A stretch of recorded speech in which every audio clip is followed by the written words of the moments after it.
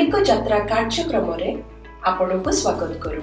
आसंतु आमे पालक प्रेमाशीष सतमान को द्वारा लिखित आजिर डिवोशन विषय रे चर्चा करिबा।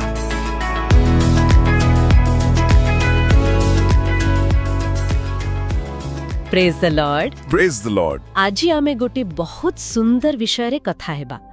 पालक प्रेमाशीष सदमन को गोटे लेखा अछि ईश्वरंक प्रेम रे जड़ित। हाँ, बहुत भल लेखाटिए। सेई लेखार किछि मुख्य कथा को नहीं आमे आज टिके गभीर भाबरे देखिबा। आमर मुख्य उद्देश्य हेउछि परमेश्वरंकर से जो अटल आ शर्तहीन प्रेम सेटा प्रकृत रे कोन ताको बुझिबा। आउ आलोचना आरंभ रु ही ओटा कथा मन को आसुछि। केबे केबे हमकु एमिति लागे ना कि जे आमे जहा भी करूछु जेते भी चेष्टा करूछु सेटा जेमिति यथेष्ट नुहे। हाँ हाँ एकदम सेई भावनाटा मन भीतर कोठी गुटे डर रही थाए किछि भूल हे गला किबा आमे जहा करिवा कथा सेठी पहुंची पारिलेनी तेबे होयतो आमे प्रेम हरई देबु किबा परित्यक्त हेइ जिवु बोली भय। हाँ, सेई भयटा बहुत लोकंक जीवन रे एही अनुभव थाए। आज सेई विषय रे कथा हेले भलो हबो। निश्चय। तेबे एई भयर मूल को जिबा पई लेखारे जो मूल पद उपरे जोर दिया जायछि सेठु आरंभ करिबा।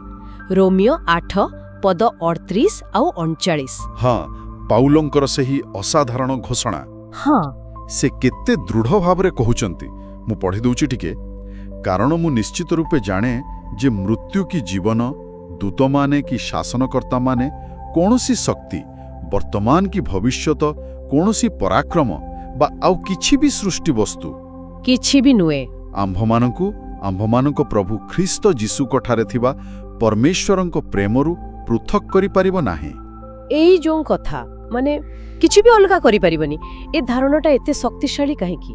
अच्छा, एठी सबुठु बड़ कथा आउ सबुठु केमिति कहिबी आश्चर्य कला भरी कथा होउची ए प्रेमटा आमर भलो करिबा बा खराब करिबा उपरे निर्भर करेनी।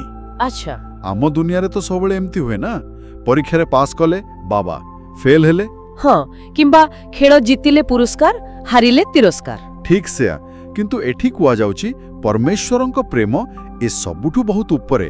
एटा तांको निज स्वभाव रु आसुची। आमे केते भलो बा केते खराब सेथिबा नुहे।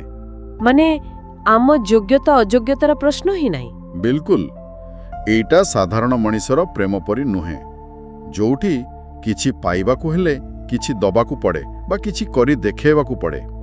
एठी सेमिति किछि शर्त नाही।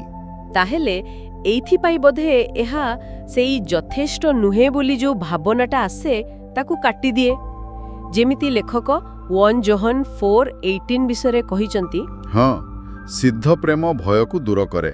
हाँ, किंतु एटा सुनिबाकू भलो लागुची हेले वास्तव जीवन रे जेतेबेले आमे बारंबार भूल करूछु निजकू दुर्बल मने करूछु सेतेबेले एई शर्तहीन प्रेम को अनुभव करिबा माने विश्वास करिबा किते सहज। हाँ, एइटा बहुत बड़ा प्रश्न। कारण ए प्रेमटा को आमे कमेई परिबानी, एहाकू अर्जन करा जाय ना, एहाकू केवल ग्रहण करा जाय। लेखक एहाकू गोटे उपहार सहित तुलना करिसंती। अच्छा, उपहार? हाँ, उपहार पाइबाकू आमे किछि काम करू नाहु, ताकू खाली नेई थाउ। सेमिति ए प्रेम को विश्वास रे ग्रहण करिबाकू हुए। एइटा आमे किछि करिबा विषय रे नुहे, बरं आमे किए अटु से विषय रे।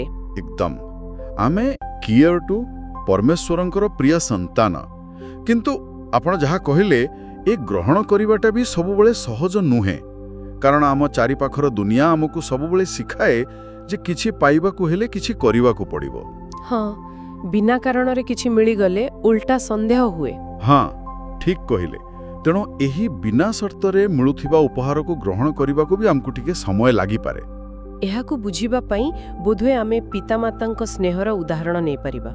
जणे भल बापा मांकर भल पाइबा। पिला परीक्षा रे कम नंबर रखिदेला कि किछि भूल करिदेला बोले त कमी जाइनी ना, कमेनी। सेमाने पिला को भल पांती कारण से तांको पिला तारा काम पाई नुहे। एटा जेमिति से संपर्कर मूलद्वा। बिल्कुल, आपण बहुत भल उदाहरण दिले। एइटा ही से शर्तहीन दिग। एथिरे कोनोसी जदि किंतु तथापि ए सब किछि नाही, कोनोसी कंडीशन नाही, किछि नाही। परमेश्वरंक प्रेम आमर पतितर सबु भूल को घोड़ाई दिए। ବର୍ତ୍ତମାନ ଆମେ ଯେଉଁ ସଂଘର୍ଷ କରୁଛୁ, ଯେତେ ଦୁର୍ବଳ ଅଛୁ ସେ ସବୁକୁ ବି ଗ୍ରହଣ କରେ। ଏପରିକି ଭବିଷ୍ୟତର ଯାହା ଅନିଶ୍ଚିତତା ଅଛି ସେ ସବୁକୁ ମଧ୍ୟ ଏହା ଆବୃତ କରେ। ଆଚ୍ଛା, ଏହା ଗୋଟେ ନିରନ୍ତର, ମାନେ ସବୁବେଳେ ଆମ ପାଇଁ ଖୋଲା ଥିବା ଗୋଟେ ଆଶ୍ରୟ, ଗୋଟେ ଉଷ୍ମ ଆଲିଙ୍ଗନ ପରି। ଆମକୁ କେବଳ ନିଜକୁ ଅନୁମତି ଦେବାକୁ ହେବ ସେଇଟା ଅନୁଭବ କରିବା ପାଇଁ।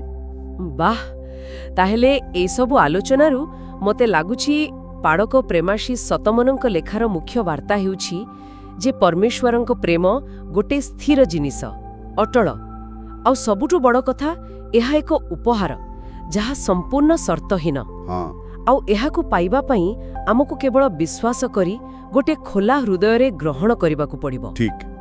ଆଉ ଯେତେବେଳେ ଆମେ ଏହି ସତ୍ୟକୁ ପ୍ରକୃତରେ ଗ୍ରହଣ କରୁ ସେତେବେଳେ ବୋଧେ ଆମ ଭିତରୁ ସେ ଯେଉଁ ଭୟ, ମାନେ ମୁଁ ଯଥେଷ୍ଟ ନୁହେଁ ବା ମୋ ଦ୍ୱାରା ହବନି ଭଳି ଭୟ, ତାହା ଧୀରେ ଧୀରେ ଦୂର ହୁଏ। ହଁ, ନିଶ୍ଚୟ ଦୂର ହୁଏ, କାରଣ ସେ ଭୟର କାରଣ ହିଁ ନଥାଏ।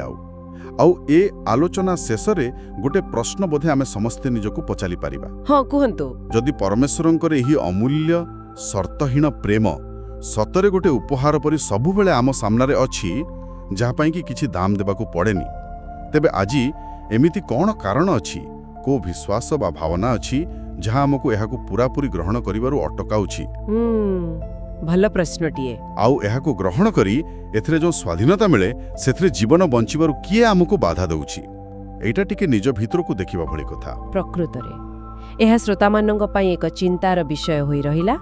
ଆଉ ହଁ, ଲେଖାଟିର ଶେଷରେ ଗୋଟେ ବହୁତ ସୁନ୍ଦର ପ୍ରାର୍ଥନା ବି ଅଛି। ହଁ, ଅଛି, ଯାହା ଏହି ଅଟଳ ପ୍ରେମ ପାଇଁ ଧନ୍ୟବାଦ ଦେବା ସହ ସେଥିରେ ଦୃଢ଼ ରହିଲା ପାଇଁ ପରମେଶ୍ୱରଙ୍କର ସାହାଯ୍ୟ ମାଗୁଛି। ହଁ, ସେହି ଭାବନା ସହିତ ଆଜିର ଆଲୋଚନା ଶେଷ କରିବା। ନିଶ୍ଚୟ। ପ୍ରେଜ୍ ଦ ଲର୍ଡ। ପ୍ରେଜ୍ ଦ ଲର୍ଡ।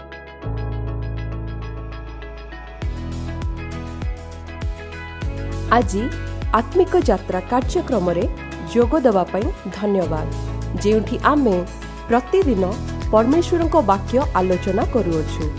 ଯଦି ଏହି କାର୍ଯ୍ୟକ୍ରମ ଆପଣଙ୍କୁ ଆଶୀର୍ବାଦ ଦେଇଅଛି, ତେବେ ଏହାକୁ ଆପଣ ଫ୍ୟାମିଲି ଆଉ ଫ୍ରେଣ୍ଡସ୍ ହ୍ୱାଟ୍ସଆପ୍ ଗ୍ରୁପ୍ରେ ସେୟାର କରନ୍ତୁ। ଆସନ୍ତାକାଲି ପୁଣି ଦେଖା ହେବା। ଧନ୍ୟବାଦ।